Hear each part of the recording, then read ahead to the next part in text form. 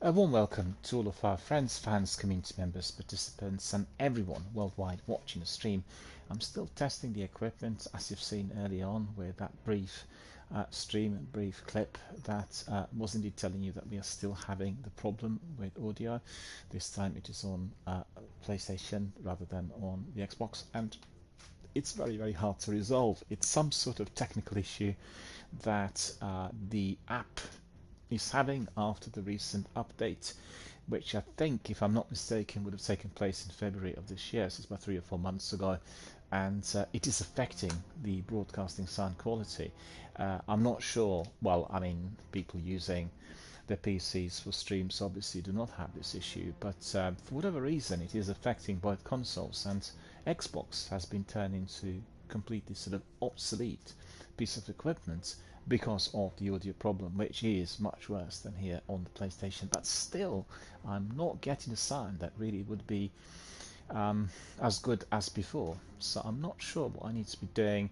I've been calibrating and tweaking with the sound levels within the game in order to make sure that the chat was as audible as possible. But it just keeps happening, and I just have to keep testing it up to a point where we are all ready to jump in, and when everything is working as it should. Also, I'll test a bit of our frame rate here because I watched. Well, to be honest with you, our friend was providing us with a very good feedback yesterday, and he told us that the picture was very good, razor sharp, etc. He watched it on his iPhone, and I watched everything on my Sony Xperia phones here, and everything looked good. But once I blew up to 80-inch, it didn't really look too good. It was a bit diffused and very sort of out of focus, and lots of different issues, which I don't think I should be having, considering that the upload speed is about 25 megabits per second. Um, I need to investigate what's causing it, because there may be some other element of it on the console. The consoles have been, I guess, geared for fiber optic internet, the latest state-of-the-art consoles, and also for the wire connections with the standard broadband stroke fiber line, which is obviously connected by wire to walls. And I'm using the 4G 5G router for this, which has a very fast speed both for the download and the upload, and works extremely well with both consoles when you're doing anything which is not based on streaming the games live. The quality of everything had been massively enhanced, and I'm just really truly delighted that this was made available to our local area, because we don't have 5G coverage, we don't have fiber, although we live in one of the best and the wealthiest parts of England. So it's just it's mind-boggling as to why that is, but there's nothing I can do about this. But the trouble I'm having is with the app, and the app is causing all the problems. And they've been widely reported on Discord, Reddit, Microsoft forums, Sony forums, and I honestly I don't understand as to why they allow these things to happen. Streaming is facilitating the sales of the games and the consoles and all the other accessories. Why on earth are they creating such obstacles for people to be able to stream properly? I don't understand it. And I've got to say, the list of streamers that I have, that I watch and people I'm interested in, and some of my contacts, every one of them is streaming through PC. Nobody's doing anything on consoles for that reason alone. And you'll know that in recent times we've been able to access cloud-based services for consoles. So I'm able to now import the overlays, which look very beautiful and razor sharp and very good. I've got to say, I'm very happy with the result. And the other things don't seem to be working properly. So I don't know what it is, and I've tested it already for almost a month and tried everything. Um, I don't want to get into sort of the big despair mood, because that's not really the way forward. But the tech is evolving rapidly, and there are so many ins and outs, and if you don't have the latest, everything looks fine on paper when you watch other people's videos, or when you watch some of the vidocs produced by those developers. Once you're doing it at home, there are lots of different issues. I can't believe for the life of me that there are so many people who are buying extra equipment, swapping consoles, thinking it's something to do with hardware. It's absolutely nothing to do with hardware. Hardware works perfectly well. I mean, my consoles work absolutely tip top, and I've got all of them set up in here when watching things on my setup, which are not based on any Twitch or YouTube streams. or anything else which is connected with live streaming, they work perfectly. The picture and sound quality is amazing. But integrating the streams into this is obviously something that is causing problems. And yeah, putting my head through the wall is not going to help.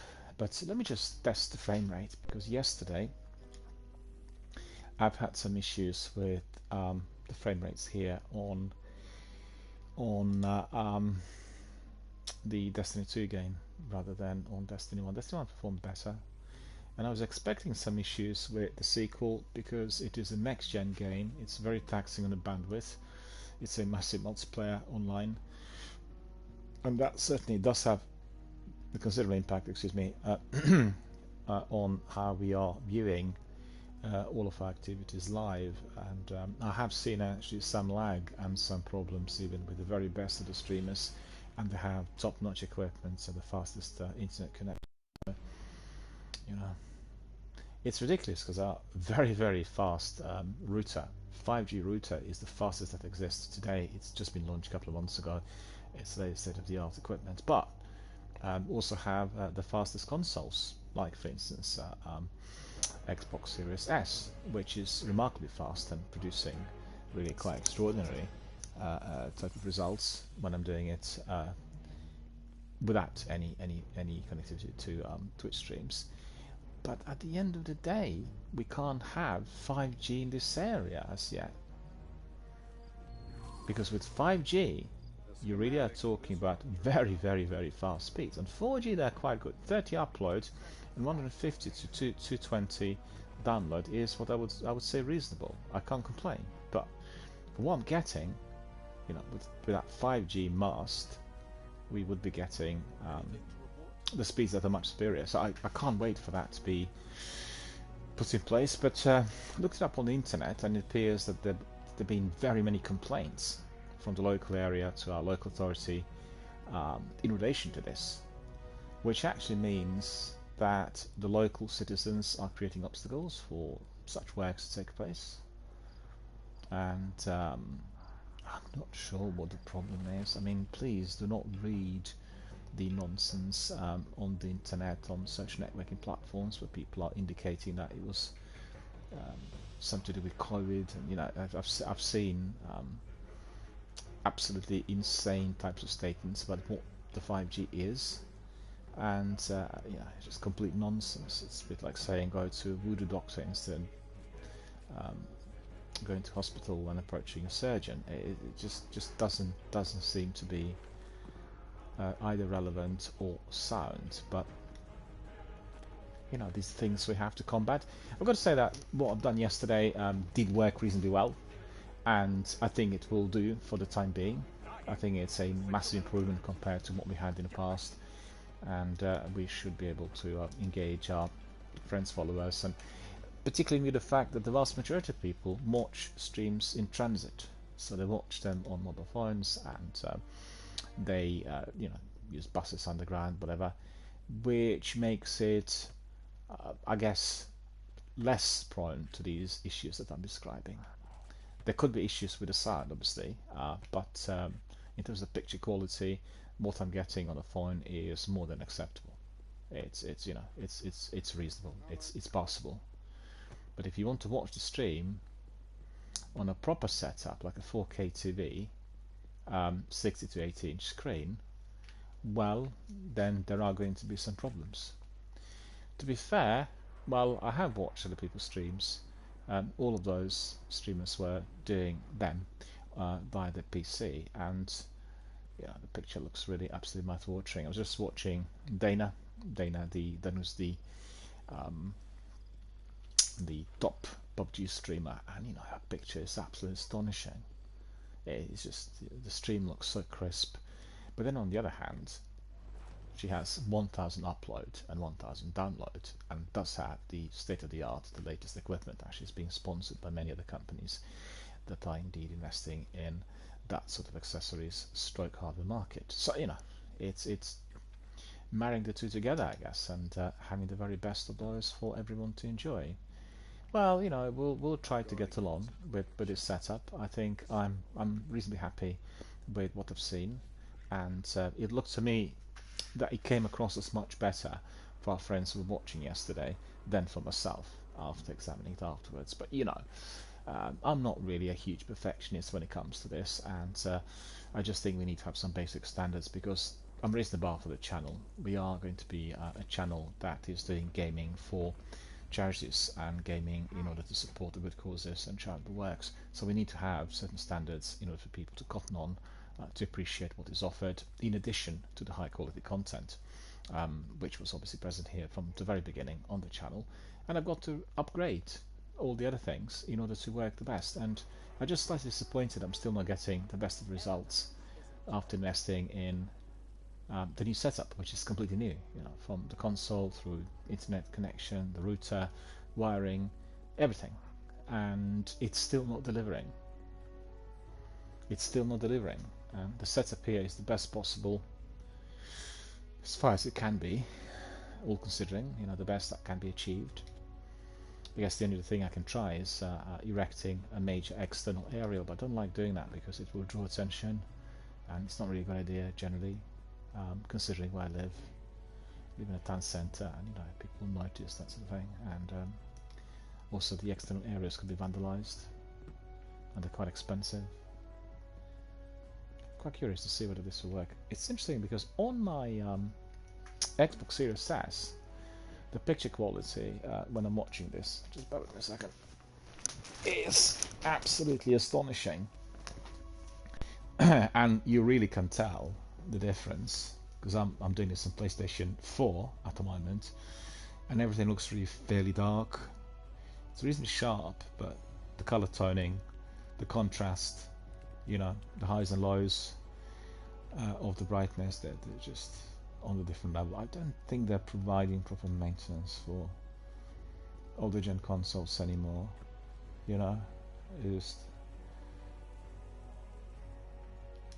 I just wonder what will happen when in the US they start phasing out 4G.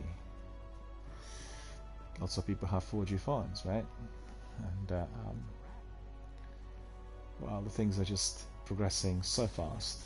I think this probably will be sufficient for me to test this out. So let's see what's been recorded, and let's see whether this is better than what we had yesterday. Because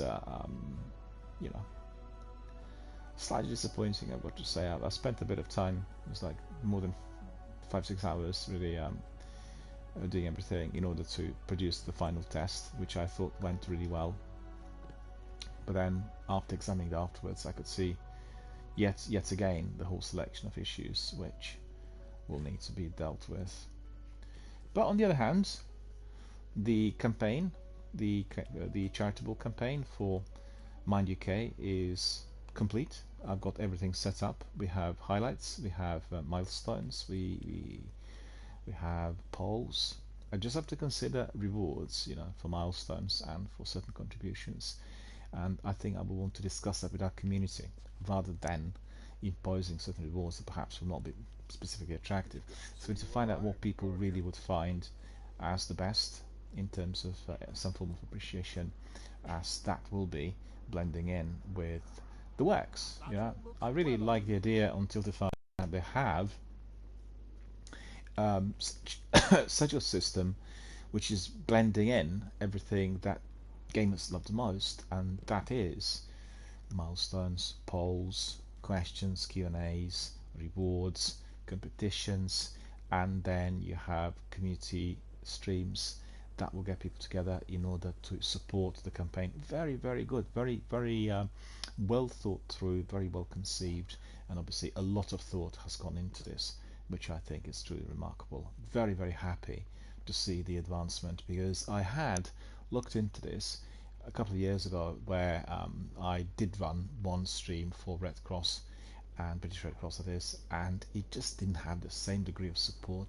It didn't highlight all these issues. It was just on a completely different level, and this is giving us a big opportunity to first of all raise attention through Instagram and Reddit and all other forums, Discord, and bring in new people really to our gaming community, and also with the emphasis on the good causes. It's extremely important. We're living in very, very uncertain times, and the economy as it stands today is very, very shaky, and that's really quite global. You know, when you talk to your elders, your parents and grandparents, they'll tell you there's always been some sort of issue. Well, that's true. But the biggest difficulty is where all these issues collide at once, right? So you have problems with the cost of living, and then with a complete meltdown of the economic system together with serious problems affecting the banks and currency rates, as well as employment, migration, the capacity for people to advance, inability to do anything due to the high cost of everything. So all these things blending in at once have an absolutely seismic, terrifying impact on any society, and I'm afraid we are going through that period right now, and I think this is just the very beginning. And what we can do here is just we want to make the experience of our everyday life a lot better than what it is for many people. But honestly, I feel for many people that I see every single day jumping on commuter trains, going to London, and then spending the whole day working hard, battling the crowds, getting on those trains. When you go to work, when you go back home, coming back home very late, sleeping little. You know, it's heartbreaking. It's heartbreaking. Fortunately, due to my own professional choices in life and due to everything I've done, I didn't have to go through that. And that, I guess, is priceless, because I consider that way of life as being very, very damaging to everyone's health. And it's just simply ignored. Obviously, you have to survive. You need to make that revenue. You need to support your family, to pay all the bills. And the bills just keep mounting and the prices keep rising. So what we'll do here is sometimes to talk about these issues, but at the same time we'll provide entertainment. We want people to be detached from everyday ills, from all that's bothering them, and we want them to be, first of all, having a lot of fun, having lots of interesting conversations, good chats, talks, connectivities, and then we want them to think about the good causes, because, you know, each one of us can end up in a situation that is not particularly rosy, and we can all be there in no time. You know, problems with revenue, problems with work, unemployment, loss of revenue, high bills, stresses with commuting, difficulties with work, education, relationships. They can affect everything, you know, from the way you are with your partners, husbands and wives, through your relationship with children. You know, could be all kinds of issues, and it's very important that people have enough time to feel laid back and in a forum where they can just get entertained and rest from whatever is on their mind, whatever creates that terrible burden. And in my niche profession, which is clinical psychotherapy, I had seen a major increase on all fronts for ordinary people, mainly because we are fully aware of everything that's actually going on for us and others 24/7. So that's the biggest difference. We didn't have that type of environment with the 24/7 communications and social networking platforms, medias, news groups, you name it, that are just bombarding us with everything that's happening minute by minute every single day. And that is the mindset that people carry, which is then projected onto the way they experience their own environment, their own life. Minute to minute news, expectations, anxieties, and it's very unsettling. It's very unsettling. So that will be it, I think, for this test. And once I examine it, hopefully the sound is going to be working, because the streams, when they restart, will be dedicated to Destiny 1 and 2, and that's what we'll do here first. And then, depending on what our community will request, we can have literally anything from community streams through other games being introduced, Warzone and Apex being the ideal companions, which we've had here on the channel for quite some time, And then I also was considering whether to have certain days in which we are to be introducing what's new on PS Plus and Game Pass. There are some absolutely fantastic games in there. I tell you, just today looked at a few of them, and there are the games that I've barely heard of, but they're incredible. Indie games, indie developers promoting their hard work, their beautiful graphic design, and terrific gameplay through Xbox as the main platform that is advertising and providing these games for people to play for free, obviously on the subscription, and as much as they want, while being able to stream them and have them through the cloud services. So really, that is staggering, and I believe that many more people need to join forces to explore it. And I don't feel that many enough people have been trying out the services for whatever reason, be it the cost, be it the overall apprehension, be it the desire to just retain all the physical products. So it's a mixture of things. But at the end of the day, the combination of physical products in boxes and digital downloads and the streaming services is basically where we are going. And I certainly can say for myself, ever since they introduced the streaming services for gaming, I had just blossomed. I always felt previously that the games were too expensive. Obviously, there's a huge amount of work that goes into every single game, like Destiny, Elder Scrolls, or any other in fact. But still, when you see it, the next-gen games, Diablo's coming out in a few days, starts with £80. Today, considering how everything is so expensive, £80 is a huge amount of money to be invested in one game. I don't say people will do that, they'll purchase one game, but that will restrict them from any other expenditures. To be fair, the offers we get on both PlayStation and Xbox, and I believe on Epic if you are a gamer on a PC, are terrific. They surpass anything else that we've seen in the past, and if you are patient, if you're waiting for certain titles for the price to drop, they will drop, and you will get them on very amicable, accessible prices that will come your way at a certain period of time. But obviously, the biggest thing today is multiplayer and new games, the big titles, AAA blockbusters. Those are very expensive, and it takes a long while for the price to drop. So there is always that catch somewhere. Still, nevertheless, if you invest in one big blockbuster like Diablo 4, you can explore all the other games. I think it's more than 1,000 games if you combine those two services together via PlayStation or Xbox, the streaming services, and that's a perfect companion. You don't have to own every one of these games, but they will give you a huge opportunity to, first of all, explore different types of gameplay that some of the indie games are offering, and they're really, really interesting. They really are the best possible.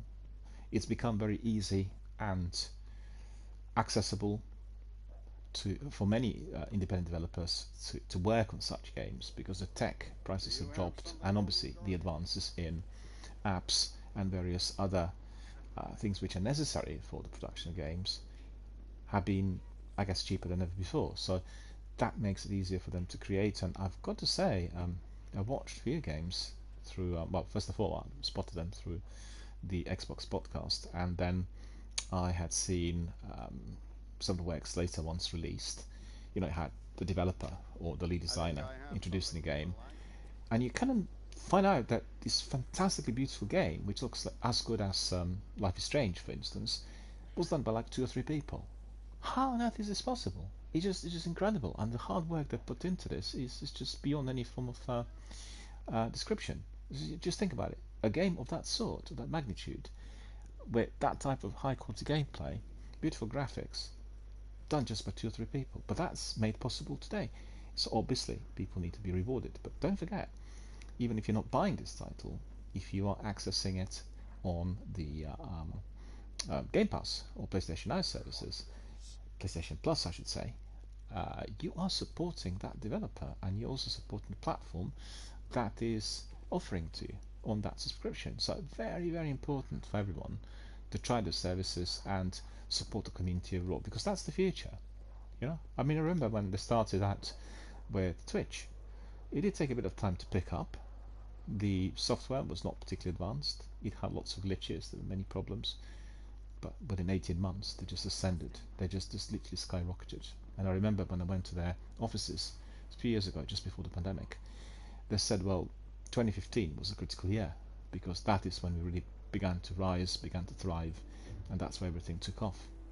And still, they're under-resourced on the human resources, resource front, because they employ fewer people to what they actually need, obviously, because everything costs, and those people work extremely hard.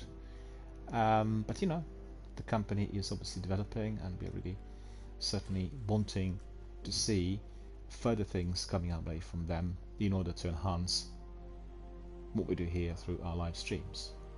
Much better today compared to 3 years ago, and beyond comparison with the way it looked like in 2015. So I find it amazing that I can be doing all these things through cloud-based overlays. It's just extraordinary. Because previously you always had to be buying a PC, and everyone actually went down that route. And very many, I say probably 90% of the streamers have gone down this route, buying a very expensive PC, investing in all the services which they purchase online. And today it's becoming more accessible. And you know, the big boss, Phil Spencer of Xbox, always says, if everyone can actually get in, then we're all happy. And I think that includes literally everyone, from the gamers through the developers, people who work on the marketing, and it's just a bit like cars and television sets.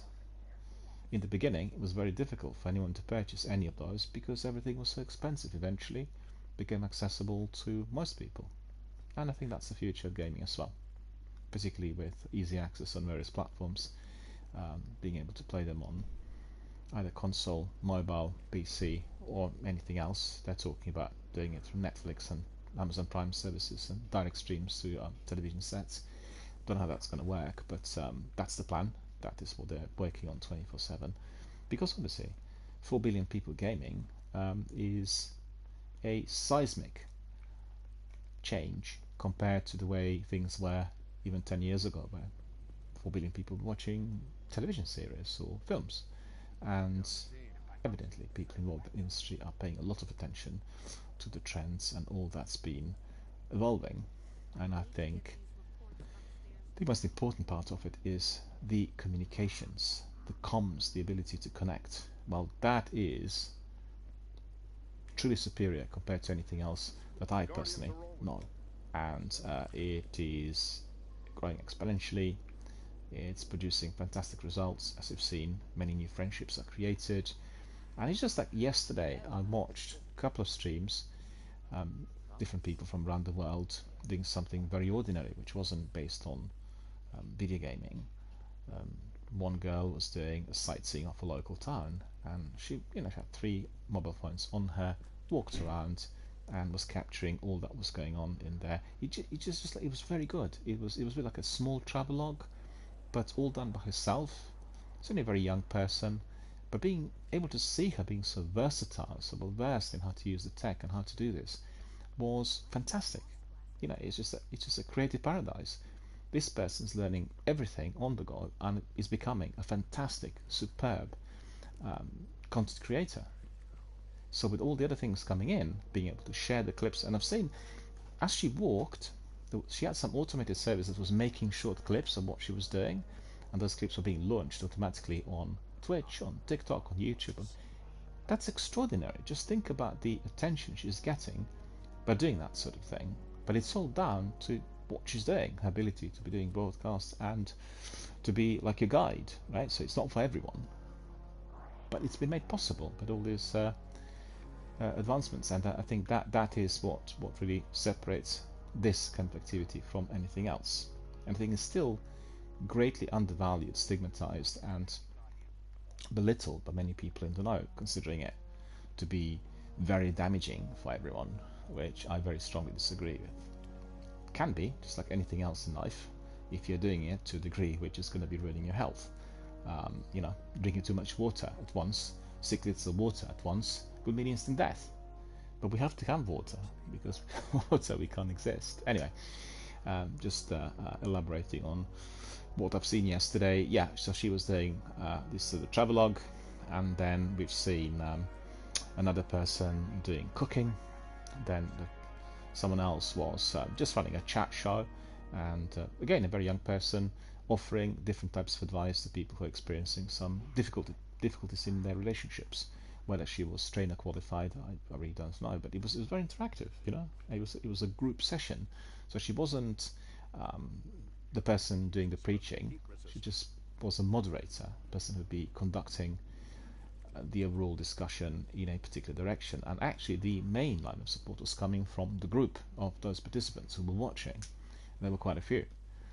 So I'm describing the forum through which Twitch is enhancing all these kinds of activities, from being educational, i.e. the travelogue, through providing extra skills like doing cooking, to being able to support others who are experiencing some sort of difficulty through community-based groups that are basically like a charity, supporting each other and talking about their own personal experiences, for which they are feeling very rewarded.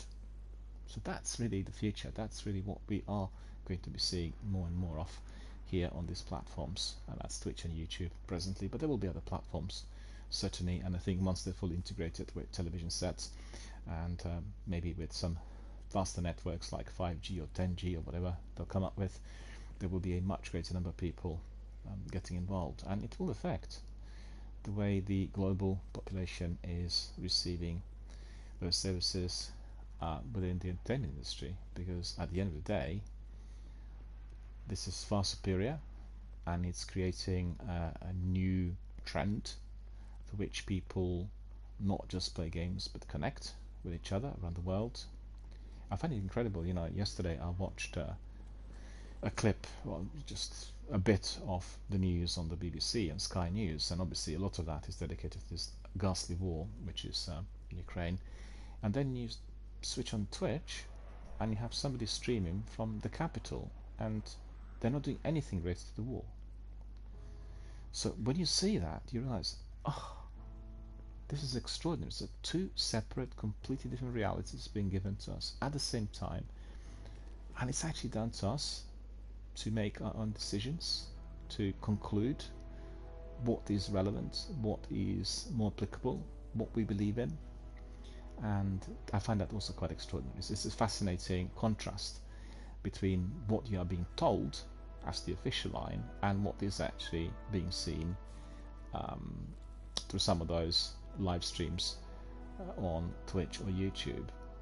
And as I said, absolutely nothing war related. It's just simply the difference between what was being said or reported was really, really striking. Yet again, another avenue through which we are using these services in order to communicate with others.